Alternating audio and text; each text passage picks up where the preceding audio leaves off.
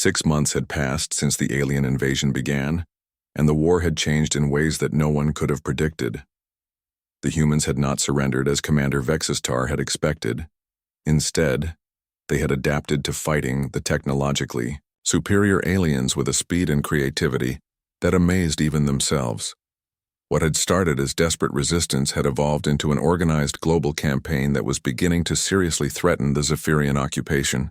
Dr. Nathan Brooks stood in his underground laboratory surrounded by captured alien technology that his teams had managed to salvage from destroyed enemy ships. The breakthrough he had been working toward for months was finally within reach. He had discovered how to reverse engineer the alien quantum crystal technology and combine it with human engineering to create hybrid weapons that were even more effective than the modified nuclear warheads they had been using. The aliens made one critical mistake when they designed their technology, Nathan explained to the team of engineers who were helping him build the new weapons. They assumed that no primitive species would ever understand quantum crystal manipulation well enough to use it against them. But humans learn fast when our survival depends on it. The new hybrid weapons used human-built casings and targeting systems, combined with alien power crystals that had been reprogrammed to overload when they came into contact with Zephyrian shield frequencies. The weapons were smaller and easier to deploy than nuclear warheads, but they could penetrate alien defenses that had previously been impenetrable. Captain Helen Parker was the leader of a special military unit called the Ghost Battalion that had been formed specifically to capture alien technology and personnel for Dr. Brooks to study. Helen had been a special forces operator before the invasion, but the war had taught her new skills that no human military training had ever covered. "Remember, we need prisoners this time," Helen told her team as they prepared for another raid on an alien outpost. "Dr. Brooks thinks he can learn their communication codes if we can capture some of their officers alive. That information could give us a huge advantage in planning our attacks." Helen's team had become experts at infiltrating alien positions using the underground tunnel networks that existed under most major cities. They moved through sewers, maintenance tunnels, and subway systems that alien sensors could not monitor effectively.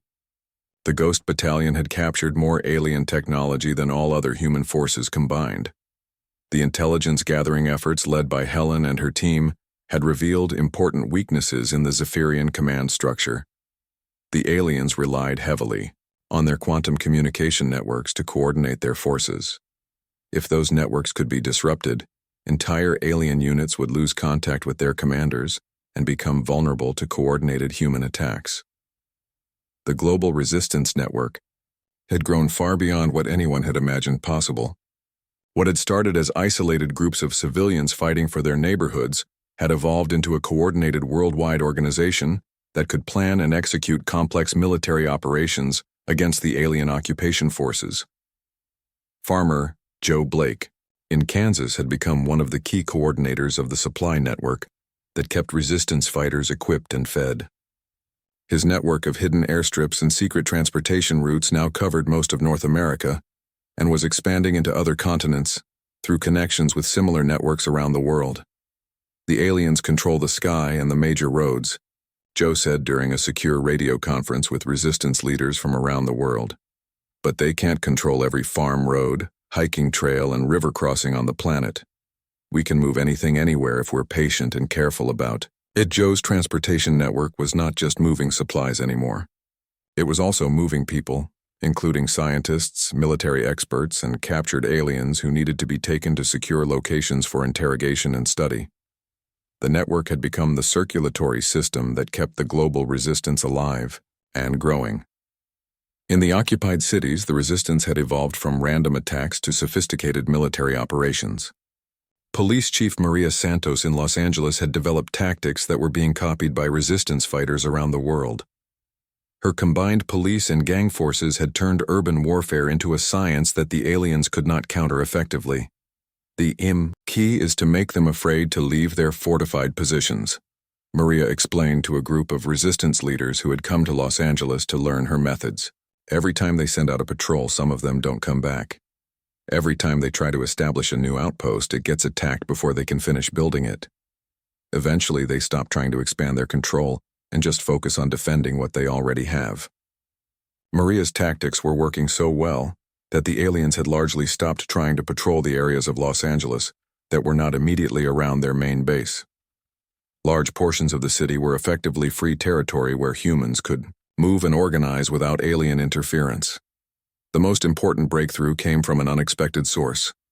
Dr. Emma Taylor was a psychologist who had been studying the captured alien prisoners to learn about their mental processes and social structure. Her research had revealed something remarkable about the relationship between human and alien brain patterns. The Zephyrian neural interfaces operate on quantum frequencies that are remarkably similar to human brainwave patterns, Emma explained to a gathering of scientists and military leaders. When large groups of humans focus their thoughts in specific ways, they can actually interfere with alien quantum communication systems. Emma's discovery led to the development of what became known as the Neural Disruption Protocol. Groups of trained volunteers would use meditation and concentration techniques to generate coordinated brainwave patterns that could jam alien communications and targeting systems over wide areas. The first test of the Neural Disruption Protocol took place during a major battle over the Atlantic Ocean.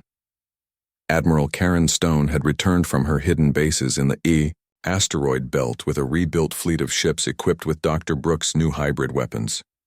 The plan was to destroy one of the alien motherships, but success would depend on whether the neural disruption could blind the alien fleet's defensive systems.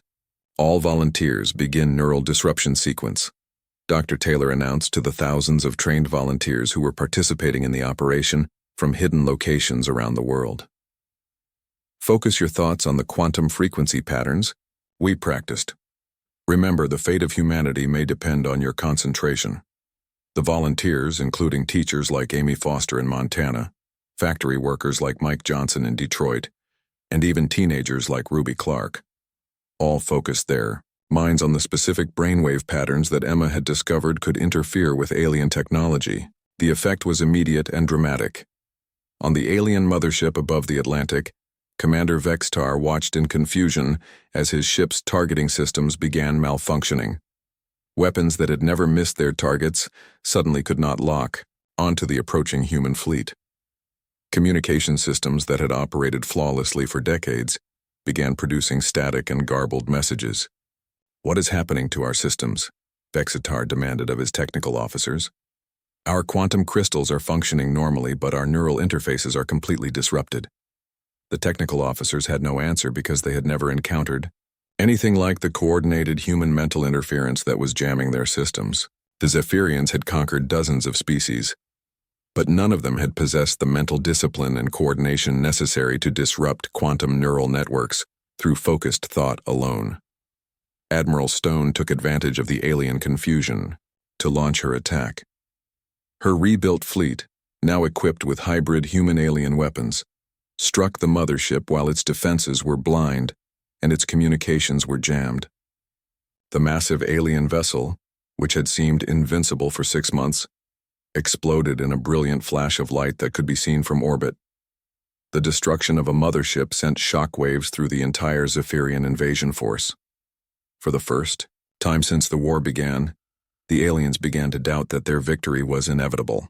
Morale among the alien forces plummeted, while human resistance fighters around the world celebrated their first major victory. The success of the Neural Disruption Protocol proved that humans possessed capabilities the aliens had never suspected. The coordination required to focus thousands of minds on the same task demonstrated a level of unity and cooperation that the individually powerful Zephyrians could not match or understand. Commander Vextar found himself in an impossible situation. The invasion that should have been completed in weeks had dragged on for months with no end in sight. His forces were taking heavy casualties from increasingly sophisticated human attacks.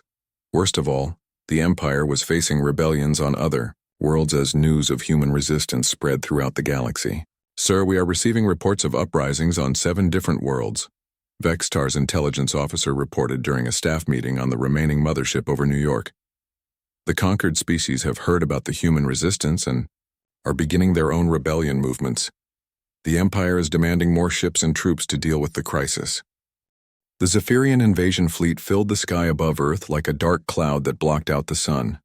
5 massive motherships, each one the size of a small city, positioned themselves over the largest human population centers. New York, London, Tokyo, Moscow, and Sydney found themselves living under the shadow of alien vessels that hummed with energy and bristled with weapons that could destroy entire city blocks in seconds. Commander Vextar stood on the bridge of his flagship and looked down at the blue planet below. He had conquered 47 different worlds for the Zephyrian Empire, and the process was always the same. The Empire would demonstrate overwhelming force, the local population would realize resistance was hopeless, and they would surrender within days. Then the real work of turning them into useful servants could begin. Begin the demonstration attacks, Vextar ordered his weapons officer. Target their military installations and communication centers. Make sure they understand the futility of resistance. Beams of bright energy lanced down from the alien ships and struck military bases around the world. In seconds, installations that had taken years to build were turned into smoking craters. Satellite communication networks went dead as alien weapons destroyed every satellite in Earth's orbit. The humans were being systematically stripped of their ability to coordinate any kind of organized defense. Admiral Karen Stone watched from the bridge of her flagship, the UES Defiance, as the alien energy beams destroyed the naval base at Norfolk. She had commanded Earth's space navy for 10 years and had never felt so helpless. Her ships were fast and well armed by human standards, but they looked like toys compared to the massive alien vessels. All ships, this is Admiral Stone, she spoke into her communication system. Execute Battle Plan Delta, hit and run attacks only. Do not engage the motherships directly. Target the smaller escort vessels and try to gather intelligence on their technology. The Defiance and 12 other human ships began their desperate attacks against the alien fleet. They used their smaller size and greater maneuverability to dart in close to the alien ships, fire their weapons, and then retreat before the aliens could respond effectively. It was dangerous work, and Karen knew that most of her ships would not survive the day. The first attack run succeeded better than anyone had expected. The human ships managed to destroy 2 smaller alien vessels using modified nuclear warheads that Dr. Nathan Brooks had designed to exploit the quantum crystal weakness he had discovered. The explosions sent shockwaves through the alien fleet and proved that humans could hurt their enemies if they were clever and brave enough. However, the aliens learned quickly from their losses. The next attack run was met with coordinated defensive fire that destroyed 4 human ships and forced the rest to retreat. Karen realized that her fleet could only survive by avoiding direct confrontation and focusing on surprise attacks. On the ground, the invasion was taking a very different course than Commander Vextar had expected. The humans were not surrendering after the display of alien firepower. Instead, they were fighting back with a determination and creativity that the aliens had never encountered before. In Chicago, firefighter Pete Williams was leading a group of civilian defenders through the city's extensive tunnel system. Pete knew every underground passage and maintenance tunnel in the city from his years of emergency response work. Now he was using that knowledge to move fighters and supplies without being detected by alien sensors. The aliens are used to fighting in space where everything is open and visible, Pete explained to his team of volunteers as they prepared for another attack. Down here in the tunnels, their fancy technology doesn't help them as much. We know this city better than they ever will. Pete's team had been launching surprise attacks against alien ground forces for 3 days. They would emerge from manholes or basement entrances, attack with weapons and homemade explosives, and then disappear back underground before the aliens could organize a response. The strategy was working better than anyone had hoped. The aliens had expected to face organized military units that they could defeat with superior weapons and tactics. Instead, they found themselves fighting an enemy that seemed to be everywhere and nowhere at the same time. Every human civilian was a potential fighter, and every building was a potential fortress. Police Chief Maria Santos in Los Angeles had done something that would have been unthinkable before the invasion. She had formed an alliance with the city's gang leaders to create a unified resistance network. Gang members who had been enemies for years were now working together to fight the alien occupation forces. "I don't care what you did before this war started," Maria told a room full of gang leaders and police officers. "Right now, we are all humans fighting for our survival. We can settle our other problems after we drive these aliens off our planet. The Combined Police and Gang Resistance Network had turned Los Angeles into a nightmare for the alien occupation forces. The humans knew every back alley and hidden route in the city. They could appear anywhere, strike hard, and vanish before the aliens could respond. Even when the aliens destroyed entire city blocks in retaliation, more humans appeared to take the place of those who had died. Commander Vextar was becoming increasingly frustrated with the progress of the invasion. His reports to the Zephyrian High Command were becoming more and more difficult to write. The humans were supposed to have surrendered weeks ago, but instead they seemed to be getting more organized and more effective in their resistance. "How many ground troops have we lost in the past week?" Vextar asked his intelligence officer. "Approximately 3,000, sir," the officer replied nervously. "The humans are using tactics we have never encountered before. They refuse to engage our forces in open battle, where our superior weapons would give us an advantage. Instead, they attack from hidden positions and retreat before we can counterattack effectively." Vextar studied the tactical displays that showed the situation on the ground in the 5 occupied cities. Red markers indicated areas where his forces had suffered casualties from human attacks. The entire display was covered with red markers. "These humans are unlike any species we have conquered before," Vextar admitted to himself. "They seem to prefer death to surrender." The resistance was not limited to the major cities under direct alien occupation. In rural areas across the world, humans were preparing for the invasion to spread beyond the initial target zones. Farmer Joe Blake in Kansas was coordinating supply drops to urban fighters using a network of crop-dusting aircraft and hidden landing strips. "The aliens can see the big highways and railways from space," Joe explained to his fellow farmers during a planning meeting in his barn. "But they can't watch every farm road and cow pasture. We can move supplies and weapons to the cities using routes they will never think to monitor." Joe's network was smuggling food, medicine, weapons, and ammunition into the occupied cities using farm trucks, tractors, and even horse-drawn wagons that would not show up clearly on alien sensors. The urban fighters were staying supplied and armed despite the alien blockade of conventional supply routes. The most surprising resistance came from an unexpected source. Teenager Ruby Clark had organized a network of young people who were serving as scouts and messengers for the adult resistance fighters. Ruby and her friends could move through the ruins of cities more easily than adults because they were smaller and could hide in places where grown-ups could not fit. "Adults think kids can't do anything important," Ruby told her network of young scouts during one of their secret meetings in an abandoned subway station. "The aliens think the same thing. That makes us invisible to them, and invisible people can go anywhere and see anything." Ruby's scouts were providing intelligence about alien patrol patterns, weak points in their defenses, and locations where attacks would be most effective. The information they gathered was helping adult resistance fighters plan successful attacks and avoid alien traps. Dr. Nathan Brooks was working frantically in his hidden laboratory to develop new weapons that could be more effective against alien technology.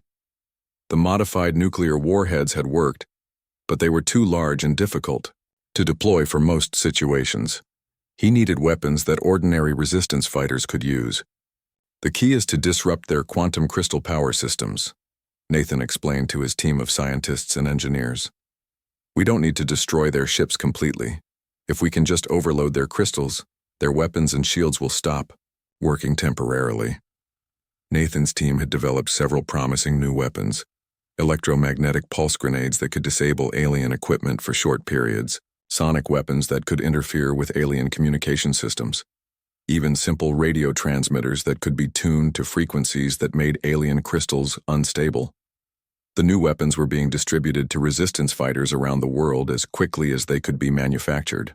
The resistance was becoming better armed and more dangerous to the alien occupation forces every day. After 2 months of fighting, Commander Vextar received an angry message from the Zephyrian High Command, demanding to know why Earth had not been conquered yet. The Empire was facing rebellions on other worlds, and they needed the resources that were being wasted on the prolonged Earth campaign. President Susan Davis sat at the head of the emergency table in the underground command center beneath Washington, D.C. She had called together the most important leaders from every nation on Earth after Captain Alex Morrison returned with news that changed everything humans thought they knew about their place in the universe. The room was full of generals, scientists, and world leaders who all looked scared and confused. General Ryan Hayes stood up and activated the large display screen that showed Earth's military strength. The numbers looked impressive until you compared them to what Captain Morrison had described about the alien technology. Ryan had spent his whole life preparing for wars between human nations, but nothing had prepared him for this.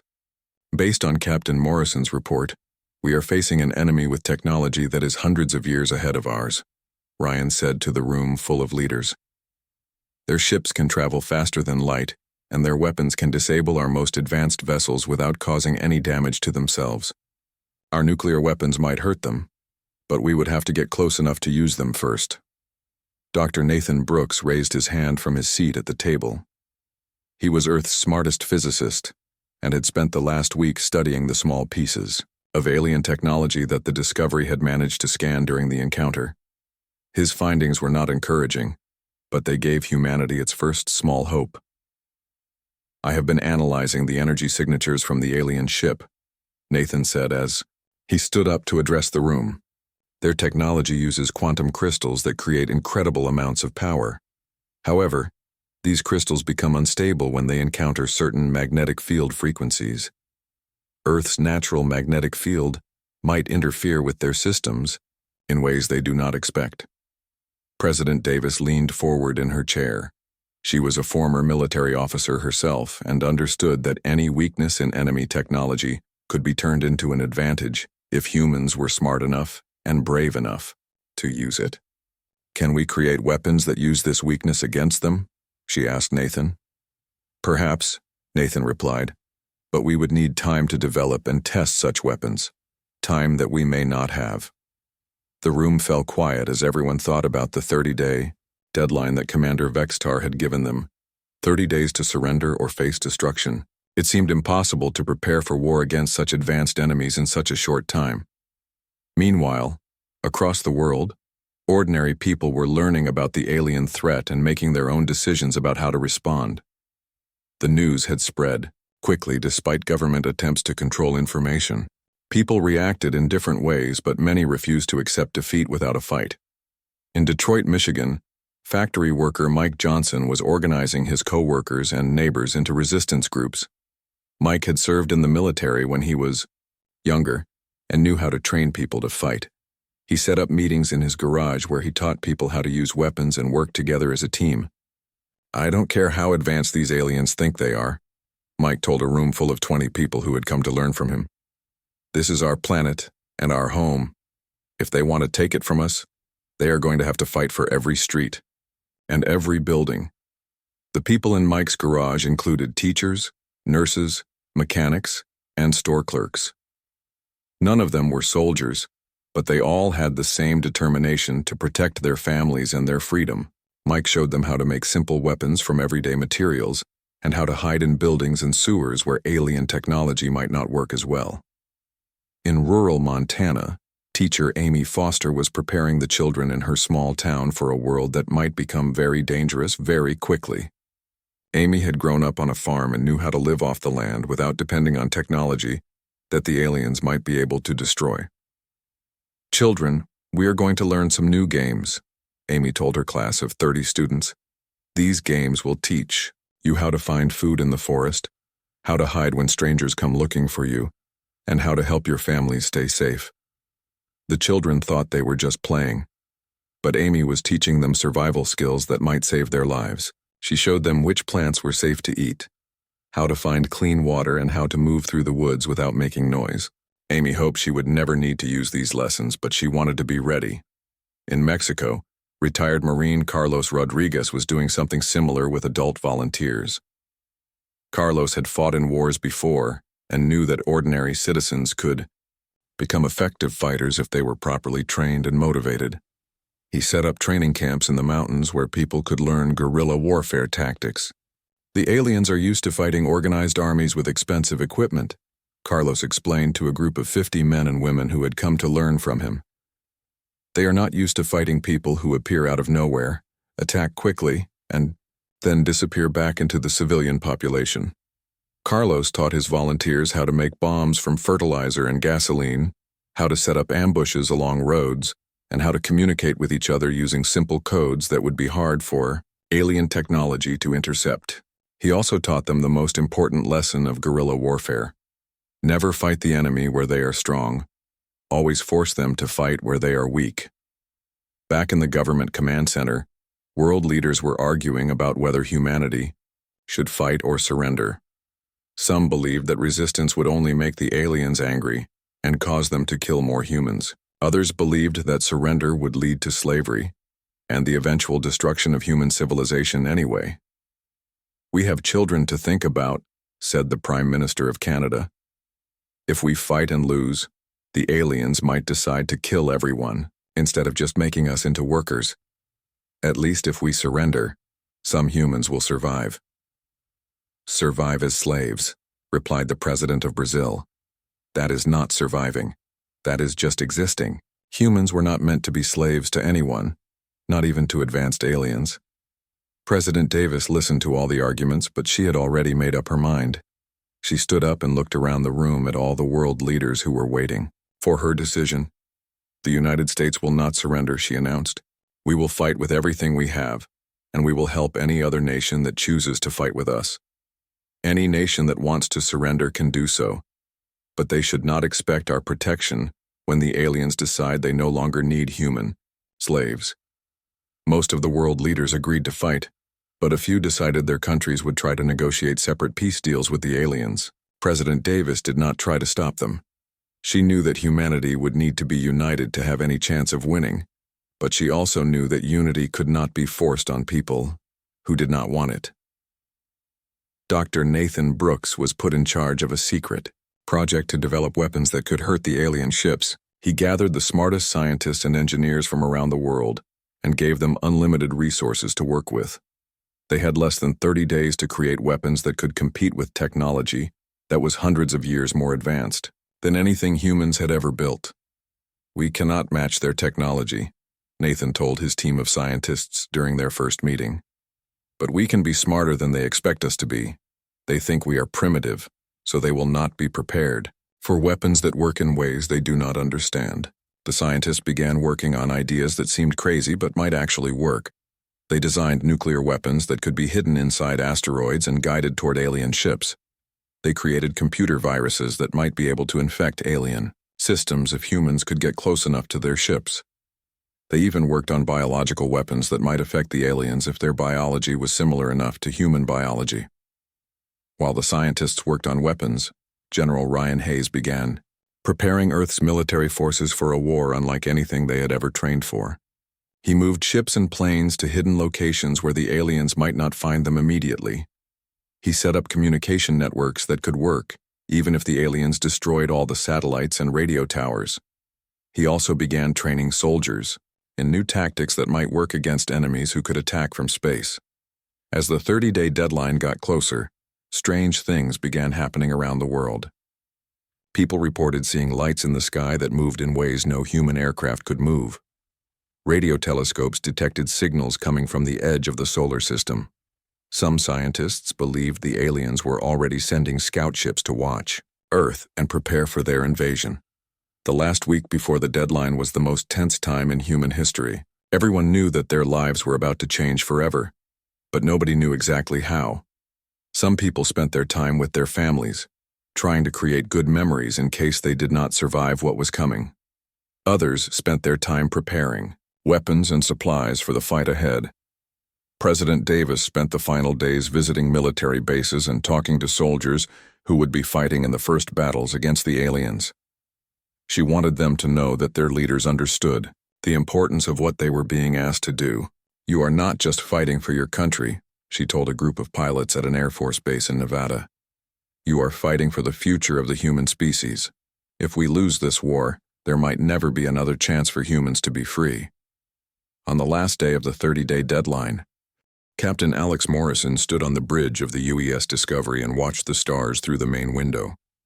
The ship had been traveling for 3 months in deep space near the Kepler 442 system. His crew of 50 scientists and military officers We're looking for new planets that humans could live on someday. Alex had been a space captain for 15 years, but he had never seen anything like what appeared on their screens that morning. Dr. Lisa Chen ran up to Alex with her tablet in her hands. Her face was white with shock and excitement. She was the ship's expert on alien life and had spent her whole career hoping to find proof that humans were not alone in the universe. Now that proof was right in front of them on the scanner display. "Captain, you need to see this right now," Lisa said as she showed him the readings on her tablet. "There is a massive object approaching us from the direction of the fourth planet. It is not natural. Someone built it." Jake Miller looked up from his communication station where he had been trying to figure out what the strange signals were that his equipment had been picking up for the last hour. He was young and had only been working on spaceships for 2 years, but he knew these signals were not coming from any human technology. "Sir, I am getting structured transmissions from that object," Jake reported to Alex. "The patterns are too complex to be natural. Something intelligent is trying to talk to us." Alex felt his heart beating faster as he realized what this meant. Humans had been searching for other intelligent life for hundreds of years. Now it seemed like other intelligent life had found them first. He ordered his crew to prepare for first contact procedures that they had practiced many times but never thought they would actually use. The object on their screens grew larger as it came closer to the Discovery. It was shaped like a triangle and was 10 times bigger than their ship. The surface was smooth and dark blue with lights that pulsed in patterns along its edges. No human technology could build something that large or make it move through space so quietly. "All crew members report to stations," Alex announced over the ship's communication system. "We are about to make contact with an alien species. Everyone follow first contact protocols exactly as we trained." Lisa prepared her translation, computers and biological scanners, while Jake worked on establishing a communication channel with the alien ship. The rest of the crew watched their instruments carefully and made sure all the ship's systems were working properly. The alien ship stopped moving when it was only 1 kilometer away from the Discovery. Up close, it was even more impressive and frightening. Alex could see that it had weapons that were much more advanced than anything humans had ever built. He hoped the aliens were peaceful. A new voice came through the communication system. It was speaking in a language no human had ever heard before, but somehow the words became English in their translation computers. The voice was deep and calm, but there was something cold about it that made Alex feel uncomfortable. "Human vessel, this is Commander Vextar of the Zephyrian Empire. We have been watching your species for many years. You will prepare to receive our diplomatic team aboard your ship immediately." Alex looked at Lisa and Jake. They both nodded to show they were ready. Alex activated the communication system and spoke slowly and clearly. "This is Captain Alex Morrison, of the human ship UES Discovery. We welcome peaceful contact with your people. You may send your diplomatic team to our main docking bay." Within minutes, a smaller ship came out of the large alien vessel and attached itself to the Discovery. Alex, Lisa, and Jake went to the docking bay to meet their visitors. They brought recording equipment and translation devices, but no weapons. The first contact protocol said that showing weapons might be seen as hostile. The airlock opened and 3 tall figures walked into the Discovery. They were clearly not human. Each one was almost 3 meters tall with blue skin that looked like it was made of crystal. Their faces were long and narrow with large silver eyes that seemed to glow with their own light. They wore dark uniforms that appeared to be made from some kind of metal fabric. The leader stepped forward and spoke. Again, the translation computers turned his words into English that the humans could understand. "I am Commander Vextar. We represent the Zephyrian Empire, which controls this sector of the galaxy. Your species has developed space travel and has therefore come to our attention." Lisa stepped forward with her recording equipment. She was excited to be the first human to study an alien species up close. She started to ask questions about their biology and culture, but Vextar raised his hand to stop her. "There will be time for such questions later," Vextar said. "First, we must discuss more important matters. Your species must choose its future relationship with the Empire." Alex felt something was wrong. The alien's words sounded more like a threat than an invitation to friendship. He decided to be direct and honest. "What kind of relationship are You talking about, Commander? Alex asked. Vextar's silver eyes seemed to become brighter as he looked at the three humans. When he spoke again, his voice was harder and more commanding. The Zephyrian Empire has observed your planet Earth for 67 years. We have studied your technology, your governments, and your military capabilities. You are a primitive species, but you show potential to be useful to the Empire. Jake started to record everything on his communication equipment, while Lisa continued scanning the aliens with her instruments. Alex tried to stay calm, even though he was beginning to understand that this first contact was not going the way anyone had hoped. Your species will submit to Imperial authority and serve as workers in our expansion projects, Vextar continued. In return, we will allow your civilization to continue existing under our protection and guidance. You have 30 of your Earth days to deliver your planet's surrender to us. Alex felt anger rising in his chest. These aliens were not offering friendship or trade. They were demanding that all of humanity become their slaves. He stood up straighter and looked directly into Vextar's glowing eyes.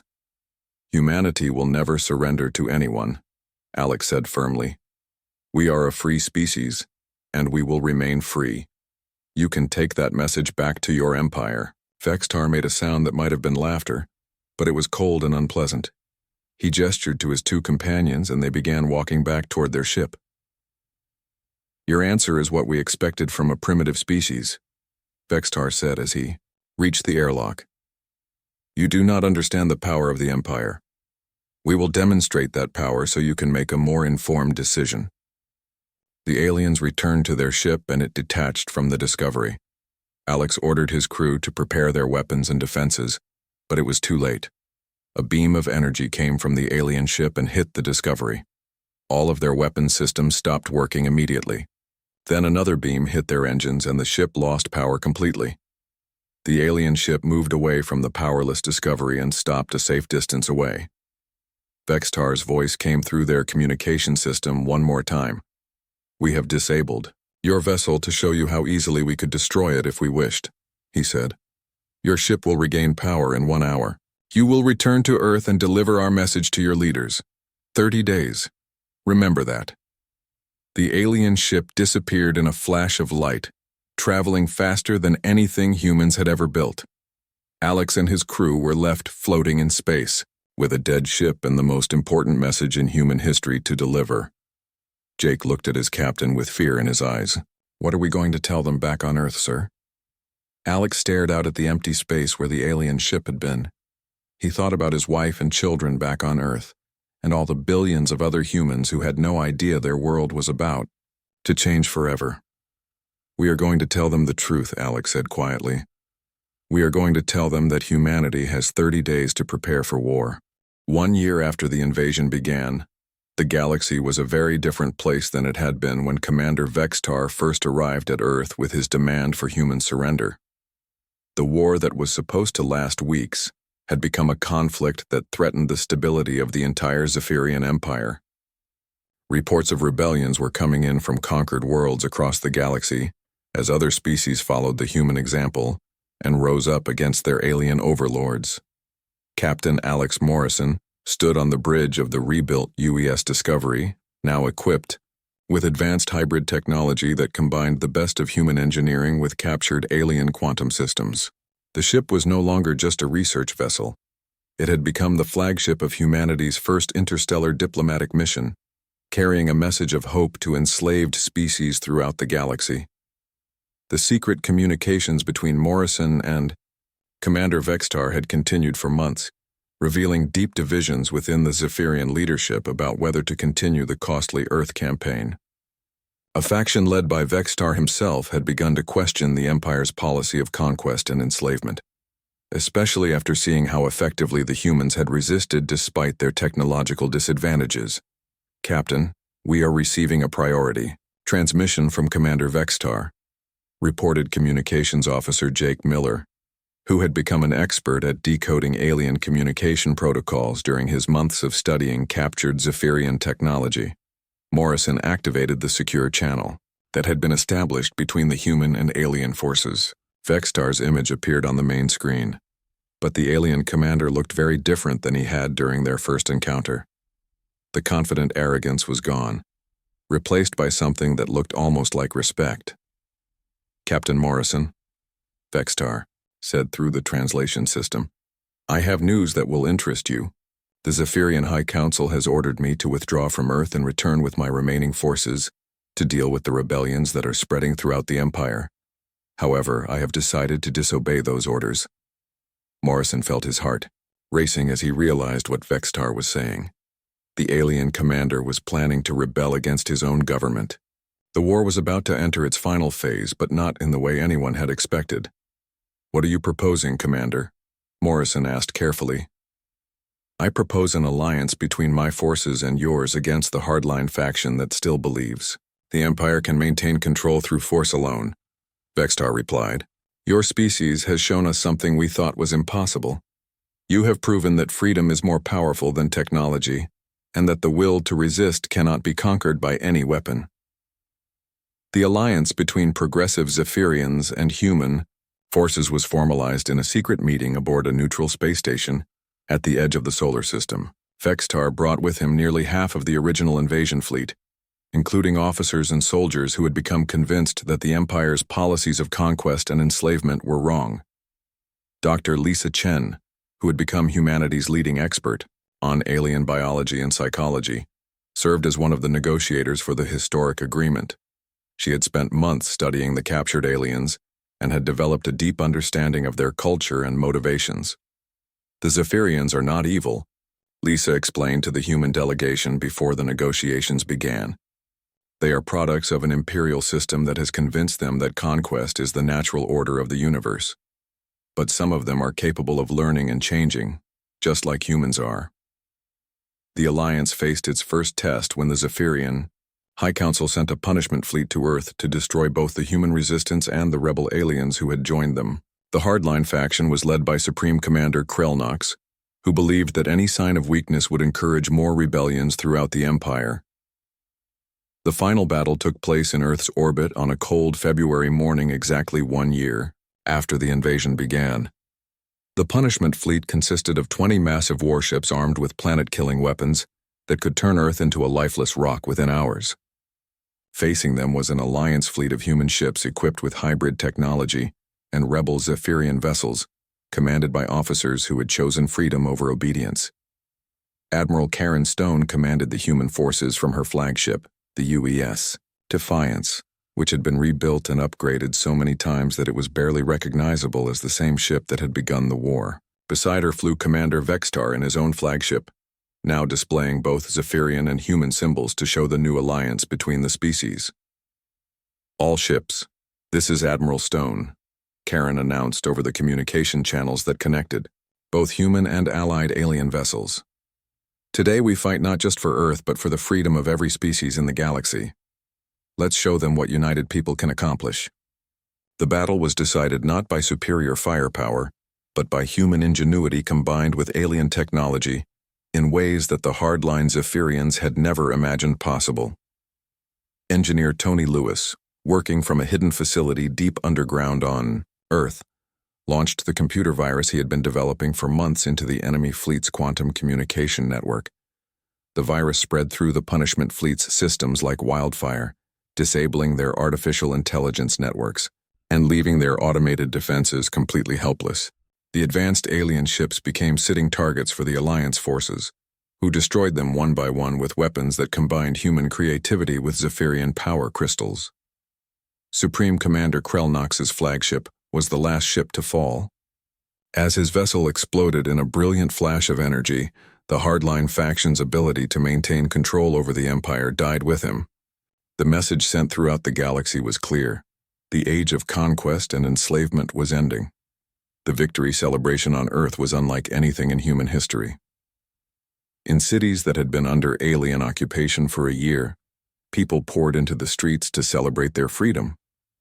The resistance fighters who had spent months hiding in tunnels and ruins emerged into the sunlight to see alien ships departing peacefully from Earth's skies. In Chicago, firefighter Pete Williams stood in the ruins of his fire station and watched alien shuttles carrying occupation troops away from the planet. Many of the aliens looked relieved to be leaving. The war had been as traumatic for them as it had been for the humans. "I never thought I would live to see this day," Pete said to his team of resistance fighters who had become like family to him during the long months of fighting. "We actually won. We drove them off our planet." Police Chief Maria Santos in Los Angeles was organizing the transition from resistance operations back to normal law enforcement. The alliance she had formed between police officers and gang members during the war had created a new spirit of cooperation that she hoped would continue into peacetime. "We learned something important during this war," Maria told a gathering of her officers and former gang allies. "When we work together instead of fighting each other, we can accomplish anything. Maybe that lesson will help us build a better world now that the war is over." The formal end of the war came with the signing of the Terra Accords, a peace treaty that established Earth as an independent member of a new galactic federation based on cooperation rather than conquest. The ceremony took place aboard a space station built jointly by human and Zephyrian engineers as a symbol of the new partnership between the species. Captain Alex Morrison signed the treaty on behalf of humanity, while Commander Vextar signed for the reformed Zephyrian government that had overthrown the old imperial system. The document established principles of mutual respect, self-determination, and peaceful cooperation that would guide relations between all member species. "This treaty represents more than just peace between our peoples," Morrison said during the signing ceremony. "It represents a new way of thinking about how different species can relate to each other in the galaxy. We choose cooperation over conquest, friendship over fear." Vextar, who had been appointed as the first Zephyrian ambassador to Earth, nodded in agreement as he added his signature to the historic document. "Your species has taught mine something we had forgotten over centuries of empire building," Vextar said. "We had forgotten that true strength comes not from the ability to conquer others, but from the ability to inspire them to join you willingly." The transformation of Earth began immediately after the peace treaty was signed. Alien technology was shared freely with human scientists, leading to advances in medicine, energy production, and space travel that improved life for people around the world. Dr. Nathan Brooks led the effort to adapt alien technology for peaceful purposes, creating fusion power plants that could provide clean energy for entire continents. However, the cost of victory had been enormous. Millions of humans had died during the year-long war, and many of Earth's great cities lay in ruins. The rebuilding effort required the same spirit of cooperation and determination that had won the war, but now directed toward construction instead of destruction. President Susan Davis, who had led humanity through its darkest hour, spoke at the groundbreaking ceremony for the reconstruction of New York City. The new buildings would incorporate both human architectural traditions and alien technology to create structures that were beautiful, efficient, and designed to last for centuries.